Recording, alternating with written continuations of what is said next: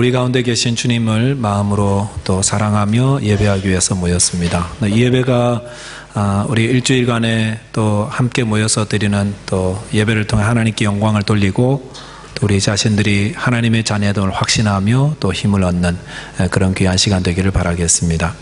지난주까지 저희가 말씀 사경회를 통해서 많은 은혜를 받았습니다. 또 많은 걸 깨닫게 되었습니다. 하나님께서 그 사경회 때 이런 말씀들 하셨죠. 하나님께서 우리를 구원할 계획을 가지고 계시고 그 계획이 중간에 수정된 게 아니라고, 아담이 범죄해가지고 하나님이 바꾼 게 아니라 처음부터 모든 것들이 하나님의 계획 안에 이루어졌다라는 것입니다. 그래서 하나님이 그 온전한 구원의 계획, 예수 그리스도를 통해서 구원하신다는 계획을 세우시고 아담 때부터 그런 사실들을 계시해 주셨다고 했습니다. 그래서 그 계시의 말씀은 점점 시간이 갈수록 더 명쾌해져 가고, 그래서 아담보다는 아브라함 때에 더 계시가 더 밝아졌고, 아브라함 때보다 다윗 때가, 그리고 다윗 때보다는 세례 요한 때가 훨씬 더 계시의 모습을 좀 더 분명하게 알 수 있었다. 그리고 온전히 그 계시가 드러난 것은 예수 그리스도의 십자가를 통해서 하나님의 구원의 그 계시가 온전히 다 드러나게 되었다라는 것을 저희들이 말씀 사경회를 통해서 배웠던 내용입니다. 계시가 점점 밝아진다는 것을 신학적인 내용으로는 점진적 계시라고 이렇게 부르고 있습니다. 우리가 이런 말씀들을 깨닫고 그 다음에 우리가 어떻게 살아야 될지에 대한 고민들이 있어야 되고, 말씀을 통해서 확신할 수 있어야 되겠습니다.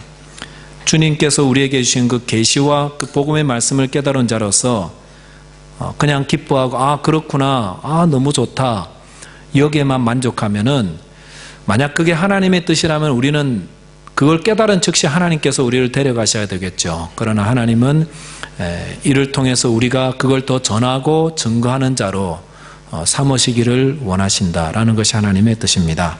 그래서 오늘 본문을 통해서는 하나님께서 우리에게 주시는 그 구원의 비밀의 내용들을 다시 한번 살펴보고 그 구원의 비밀을 전하는 자로 살아야 함에 대한 말씀을 나누도록 하겠습니다. 첫 번째로, 구원의 비밀은 무엇입니까? 구원의 비밀이 무엇입니까? 말씀을 보면은 비밀이란 말들이 많이 나오죠. 오늘 본문에도 보면은 비밀이란 말이 3번이나 나오죠. 3절에 보시면은 곧 계시로 내게 비밀을 알게 하신 것, 4절에 보면은 내가 그리스도의 비밀을 깨달은 것, 9절에 보면은 비밀의 경륜에 어떠한 것을 드러내려 한다. 에베소서뿐만 아니라 골로새서, 갈라디아서 이런 데 보면은 다 비밀이란 말이 나와요. 복음의 비밀, 구원의 비밀. 비밀이 무엇입니까? 이 바울은 이 비밀을 깨닫게 되었고 그 비밀을 에베소 교인들과 이방인들에게 드러내고 알린다. 그게 자기 사명이다라고 말씀하고 있습니다. 하나님의 구원의 비밀이 뭡니까? 6절 말씀에 참 잘 요약되어 있습니다. 6절은 구원의 비밀을 말씀하고 있습니다. 함께 읽도록 하겠습니다. 이는 이방인들이 복음으로 말미암아 그리스도 예수 안에서 함께 상속자가 되고 함께 지체가 되고 함께 약속에 참여하는 자가 됨이라. 이것이 구원의 비밀, 하나님의 구원의 비밀입니다. 이방인들, 그 구원의 누구에게 대상이 누굽니까? 이방인들에게도 복음으로 말미암아 그리스도 예수 안에서 함께 상속자가 된다. NIV 영어 성경 보면은 with 이스라엘이 이렇게 같이 추가되어 있죠. 이스라엘 백성들과 함께 하나님의 상속자가 되고 지체가 되고 함께 약속에 참여자가 된다. 이것이 하나님의 구원의 비밀이라는 것입니다. 성경에서는 오랫동안 이스라엘 백성들만, 유대인들만 하나님의 상속자로 이렇게 알려져 있고 알아져 왔었습니다. 그런데 하나님께서는 오랫동안 이방인들도 유대인들과 함께 동일하게 약속과 지체가 되고 또 상속자가 되게 하실 것을 비밀로 간직해 두시고 그것들을 조금씩 계시로 아브라함에게, 다윗에게, 선지자들에게, 세리 요한에게 알려주시고 결국 무엇을 통해서? 십자가를 통해서 이방인들도 유대인들과 함께 하나님의 상속자가 된다, 지체가 된다, 약속에 참여한 자가 된다라는 것을 온전히 다 드러내어 보여주셨다는 것입니다. 이것이 하나님의 구원의 비밀이라는 것입니다. 이방인들도 유대인들과 마찬가지로 다 유대인들만 하나님의 백성인 줄 알았어요. 유대인들도 지금도 그렇게 생각하는 사람이 있어요. 그리스도를 인정하지 않는 사람들은. 그러나 하나님은 창세로부터 그것을 다 비밀로 가지고 계시다가 조금씩 계시로 보여주시다가 십자가를 통해서 온전히 계시로 다 드러내어 보여주셨습니다. 그런데 이 비밀이 유대인들에게는 하늘이 무너질 것 같은 그런 소식이었습니다. 유대인들은 자기들만 하나님의 백성인 줄 알았거든요. 자기들만 상속자인 줄 알았거든요. 자기들만 하나님의 지체요 하나님의 약속을 받은 자로 이렇게 알고 있었는데 하나님의 비밀 속에 이방인들도 다 같이 받게 되어 있다는 것입니다. 그래서 이방인들을 얼마나 무시합니까? 지금도 관광객들 보고도요 아주 그냥 그 눈초리가 지금도 안 잊혀져요. 정말 저것들 왜 왔어? 뭐 이런 식이에요. 이방인은 지옥의 땔감으로 만들려고 하나님이 지옥불 꺼지면 안 되니까 그래서 꺼지지 말도록 이방인들 하나씩 던져 넣으려고 이런 식으로 조롱하면서 이방인들을 무시했다는 거죠. 그런데 성경 말씀이 말하는 하나님의 구원의 비밀은 딱 뚜껑 열고 보니까 무엇이었습니까? 이방인들도 똑같이 유대인들과 함께 하나님의 상속자가 되고 누구 안에서? 그리스도 예수 안에서 함께 유대인들과 형제 자매가 되고 지체가 되고 함께 약속을 받은 자가 그것이 하나님의 구원이었다. 구원의 비밀과 계획이었다는 것입니다. 그래서 그것을 계속 성경은 말씀하고 있죠. 그래서 구약 성경도 그거 이야기하고 선지서나 또 복음서도 그거 이야기하고 또 오늘같이 서신서들도 그걸 계속 이야기하고 있습니다. 하나님의 구원의 비밀. 예수님의 비유에도 그런 것들이 자주 나타나거든요. 특별히 좀 분명하게 나타나는 게 뭐냐면은 예수님의 말씀하신 누가복음 15장에 나오는 탕자의 비유입니다. 탕자의 비유 전반전보다 후반전이 그게 더 후반부가 훨씬 더 그것들을 잘 나타내고 있습니다. 후반부에 보면은 탕자는 나타나지 않아요. 맏아들과 아버지만 나타나지요. 그런데 맏아들이 그 하루 종일 일하고 집에 와봤더니 멀리서 집에서 풍악 소리가 나고 춤추는 소리가 들리고 이 어떤 건지 잘 모르겠어요. 아마 그 유대인들은 잔치할 때 아마 풍악을 울렸나 보죠. 한국말로 풍악이죠. 막 음악 소리가 나오고 춤추는 소리가 들리고 그래서 종 하나를 불러다가 야 무슨 일이냐 집안에 물었다는 거 아닙니까? 그러자 누가복음 15장 27절에 보면 그 종이 이렇게 대답합니다. 대답하되 당신의 동생이 돌아왔음에 당신의 아버지가 건강한 그를 다시 맞이하 드리게 됨으로 인하여 살진 송아지를 잡았나이다 하니라고 하였습니다. 그러자 28절에 이 아들이 어떻게 대답했냐면은 그가 노하여 들어가고자 아니하거늘 아버지가 나와서 권하였다. 이렇게 말씀하였습니다. 그리고 나서 이제 30절, 31절, 32절에 보면은 이제 아버지와 맏아들 사이에 옥신각신하는 내용이 나오는데 여기에 하나님의 구원의 비밀이 품어져 있고 녹아져 있죠. 30절 혹시 있습니까? 예. 30절 한번 같이 31, 32절 같이 한번 끝까지 읽겠습니다. 시작. 아버지의 살림을 장녀들과 함께 삼켜버린 이 아들이 돌아오매 이를 위하여 살진 송아지를 잡으셨나이다. 아버지가 이르되 예 너는 항상 나와 함께 있으니 내 것이다 내 것이로되 이 내 동생은 죽었다가 살아났으며 내가 잃었다가 얻었기로 우리가 즐거워하고 기뻐하는 것이 마땅하다 아니라 라고 했습니다. 이 탕자의 비유 2부에 보면은 둘째 아들은 보이지 않죠? 대신 누가 있습니까? 대신에 주위의 사람들이 이 둘째 아들을 뭐라고 부르는지 우리가 좀 볼 필요가 있어요. 탕자의 비유 후반전에는 다들 돌아온 탕자를 뭐라고 부르고 있는가 보십시다. 종이 뭐라고 부르죠? 27절에 한번 보여주실래요? 27절 보시면은 종이 뭐라고 합니까? 그 형에게 당신의 동생이 돌아왔다 이렇게 부르고 있죠.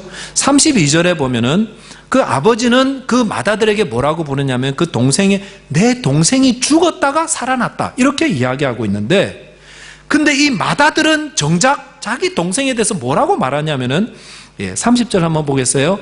보면은 아버지의 살림을 장녀들과 함께 삼켜버린 내 동생이 아니죠. 이 아들이 돌아오매 자기 동생이라고 부르지 않았습니다. 이 아들이라고 불렀어요. 그리고 그 앞에 뭐라고 수식어가 붙었어요? 아버지의 살림을 장녀들과 함께 삼켜버린 이 아들. 지금 이 맏아들이 아버지에게 뭘 강조하고 있습니까? 이 자기 동생의 타락한 행실을 좀 더 아버지가 진지하게 고려해 보시도록 내심 그렇게 이야기하고 있습니다. 그러면서 동생이라 부르지 않고 이 아들이라고 부르죠. 그는 지금 이렇게 말하는 거죠. 당신의 둘째 아들이 행한 걸 좀 보십시오. 아버지의 살림을 그 어렵게 본 돈들을 경제적으로 쓰지 않고 다 무계획적으로 탕진해 버렸습니다. 그리고 그의 삶은 도덕적이지도 않고 아주 비윤리적이에요. 그렇기 때문에 비난받아 마땅하고 다시 돌아와서도 조용히 죄인처럼 지내야지 뭐 잔치 뭐 잘했다고 잔치를 벌이고 있어요. 아들로서 자격이 없습니다. 종으로 지내는 게 맞습니다. 이렇게 지금 하고 있는 거예요. 이 첫째 아들의 주장이요, 일리가 있어요. 자, 그런데 이 첫째 아들이 다 보는 걸 한 가지 못 보고 있습니다. 모든 사람이 보고 있는 것을 그 한 사람만 보지 못하는 게 뭐냐면은 그의 동생을 보지 못하고 있습니다. 그의 동생을 보지 못하고 있어요. 무슨 말입니까? 27절에 종도요, 당신의 동생이 돌아왔습니다. 32절에 그 아버지도 네 동생이 죽었다가 살아났다 말하고 있는데, 다 자기 동생을 이야기하고 있는데 이 첫째 아들은 뭐만 보고 있습니까? 동생이 저지른 잘못된 행실만 보고 있다는 것입니다. 잘못된 행실만 보고 있으니까 더 중요한 그의 동생을 보지 못하고 있다는 것입니다. 이 첫째 아들의 모습이 뭘 보여줍니까? 바리새인, 서기관들, 당시 종교인들의 모습을 보여주는 것입니다. 그들은 스스로 늘 하나님을 잘 섬기고요, 율법을 잘 지킨다고 말하는 그런 사람들이에요. 그들은 늘 무엇을 기준으로 바라봅니까? 사람들을 율법의 기준으로, 이 사람이 율법적으로 잘 사는가, 물질을 어떻게 사용했는가, 아버지의 물질 받아서 어떻게 썼는가, 그들의 도덕성과 윤리성은 어떤가, 이 기준으로 바라보는 것입니다. 그러다 보니까 그들은 정작 중요한 것들을 보지 못했는데, 무엇입니까? 함께 상속자가 되고 함께 지체가 되고 함께 약속을 받은 자 된 동생을 보지 못하고 있었다는 것입니다. 영적 소경이 되고 말았다는 것입니다.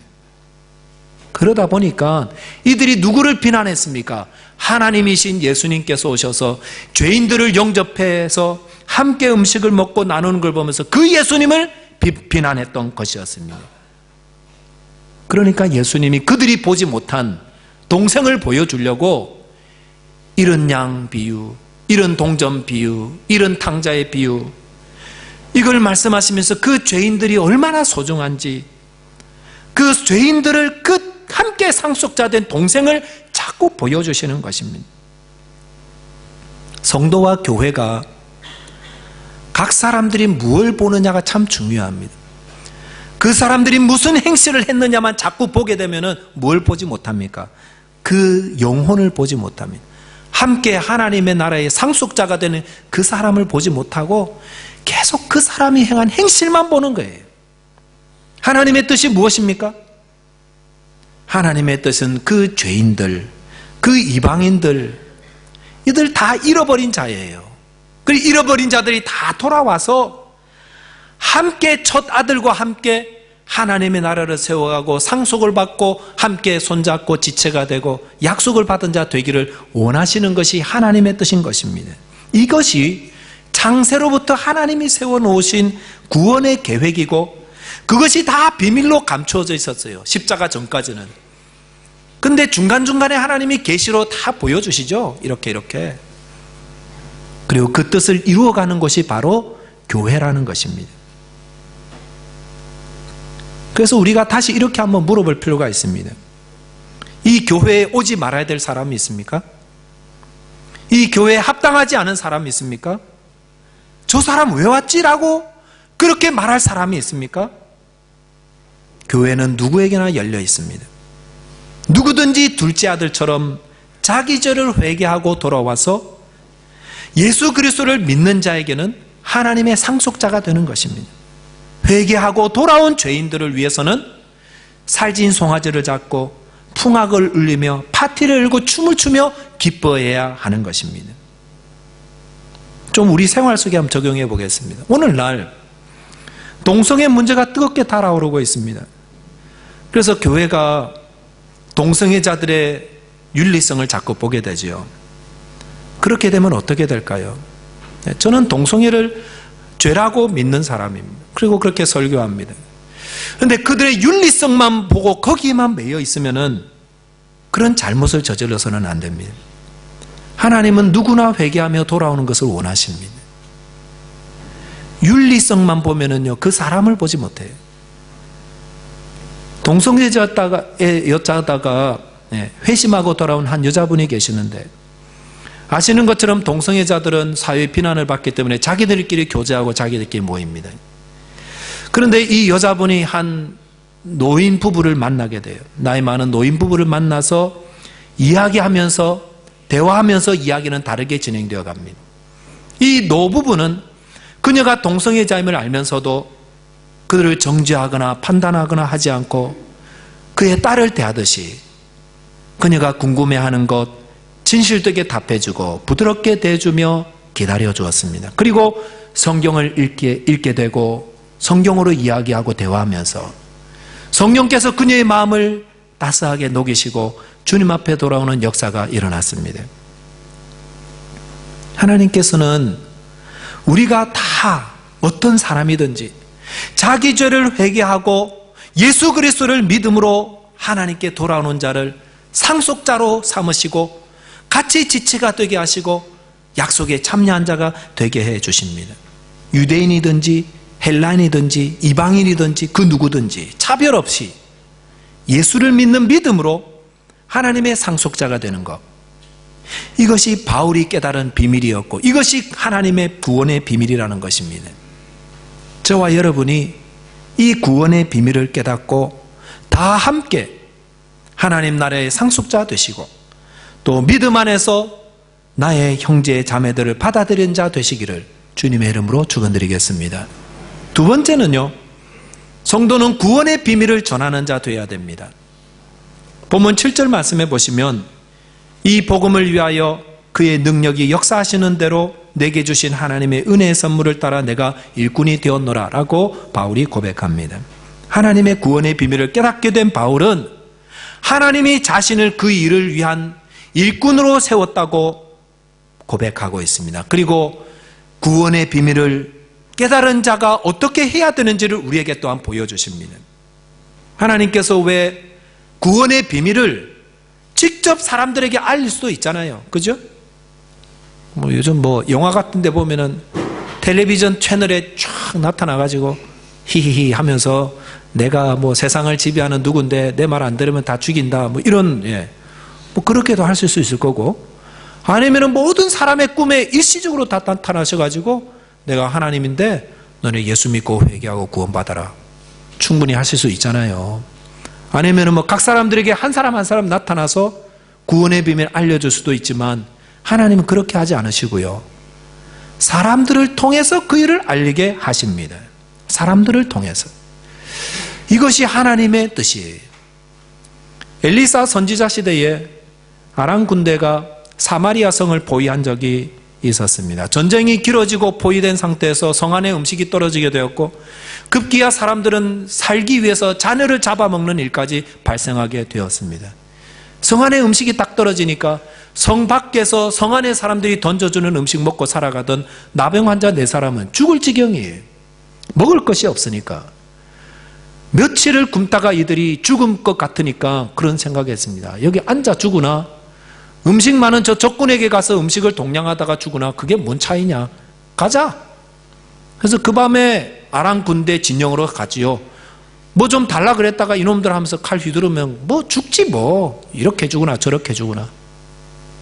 근데 놀라운 것은 아람 진영이 텅 비어 있는 거예요. 먹을 거 좋은 거 다 놔두고 사람들만 싹 사라졌어요. 하나님께서 그 밤에 거대한 군사 소리가 들리게 하셔서 이 아람 군대들이 겁을 집어먹고 다 도망가 버린 것입니다. 하나님이 다 내쫓아 버리셨어요.